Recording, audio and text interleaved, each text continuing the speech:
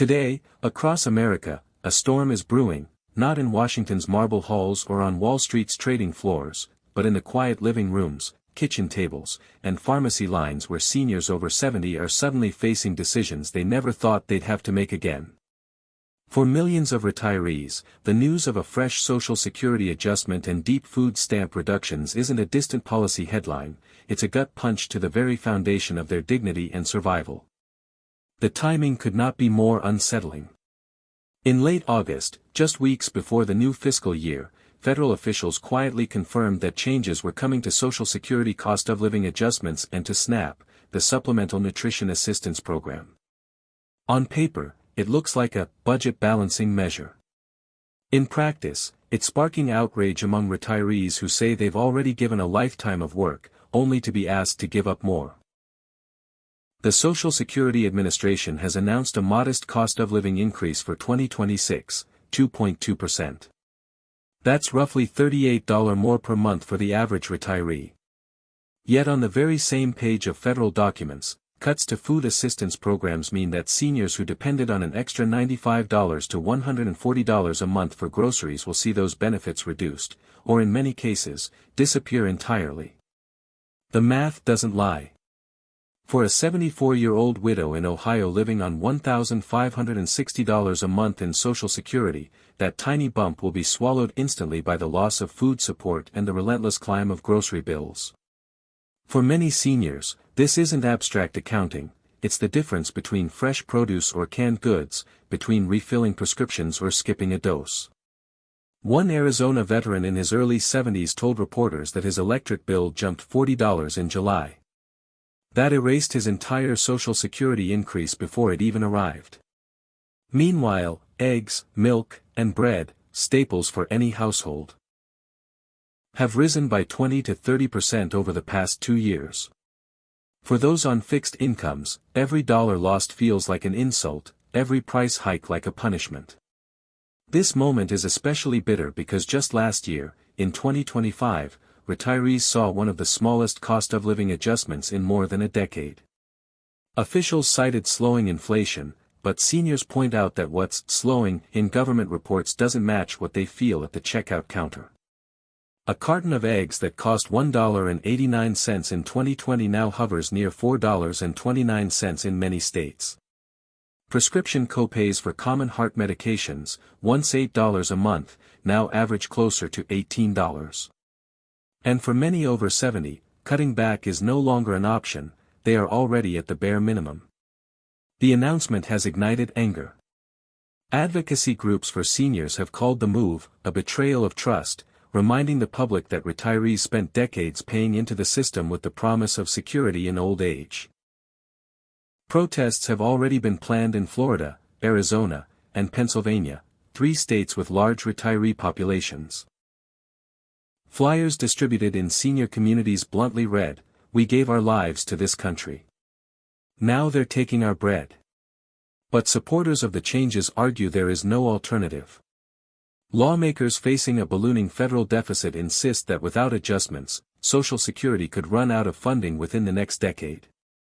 Food stamp reductions, they claim, are necessary to keep the program solvent and targeted toward families with young children. A budget analyst in Washington told one network that hard choices are inevitable, and that seniors, while frustrated, are not the only group feeling the pinch. Still, critics argue the logic is flawed. Why, they ask, should those who can no longer work, those who already sacrificed their earning years, be the first to sacrifice again? In Michigan, a retired schoolteacher now 72 calculated her monthly expenses down to the penny. She receives $1,430 in Social Security, spends $640 on rent for a modest apartment, $280 on medications, $160 on utilities, and about $250 on food. That leaves her less than $100 for emergencies, clothing, transportation, or anything unexpected. When her SNAP benefits are cut, she says, that fragile balance collapses. "I don't need luxuries," she told a local paper, "I just need to eat." This is the human cost. Seniors lining up at food banks, something they never imagined doing in their golden years. Older couples quietly selling possessions on community swap sites. Retirees debating whether to refill gas tanks or refill pill bottles. These are the quiet struggles that rarely make the evening news but define the dignity of millions of Americans. And yet, even in this tense moment, voices of resilience are emerging. Faith groups, charities, and even younger families are stepping in to help. Churches across the Midwest have announced expanded food drives specifically for retirees over 70. In Texas, one grocery chain has pledged discounted prices for seniors every Wednesday to ease the blow. Advocacy organizations are also urging seniors to write to their representatives, pushing for reconsideration of the food stamp cuts or for expanded Medicare benefits to offset the gap. There's also a political storm brewing. With elections on the horizon, both major parties are using the Social Security and SNAP decisions as ammunition. Some candidates have promised to reverse the cuts if elected, while others have doubled down on fiscal responsibility, warning that promises without balance sheets are just as dangerous as broken trust. For retirees, it's more than politics, it's personal. The timeline is unforgiving. The Social Security adjustment takes effect in January 2026, while SNAP reductions in most states will be phased in by March. That means retirees will have only a narrow window to prepare. Financial planners are urging seniors to reassess budgets now, but as many point out, there's little left to trim. So what does this mean for the future? For now, it means anger, anxiety, and a renewed national debate over how we treat those who have already given us their working years. It means headlines that may fade in Washington but linger every day at dinner tables across the country.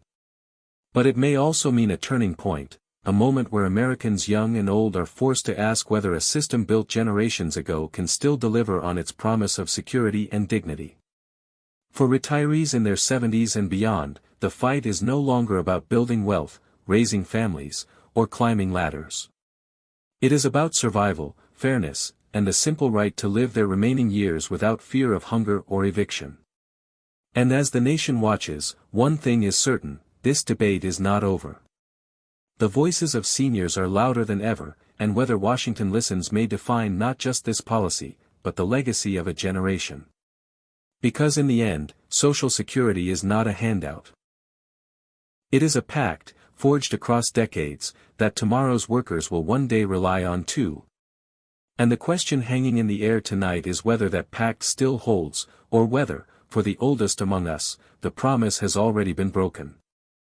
And as this story unfolds, one thing is clear, seniors deserve to be heard. If you believe their voices matter, stay with us, we'll keep bringing you the truth.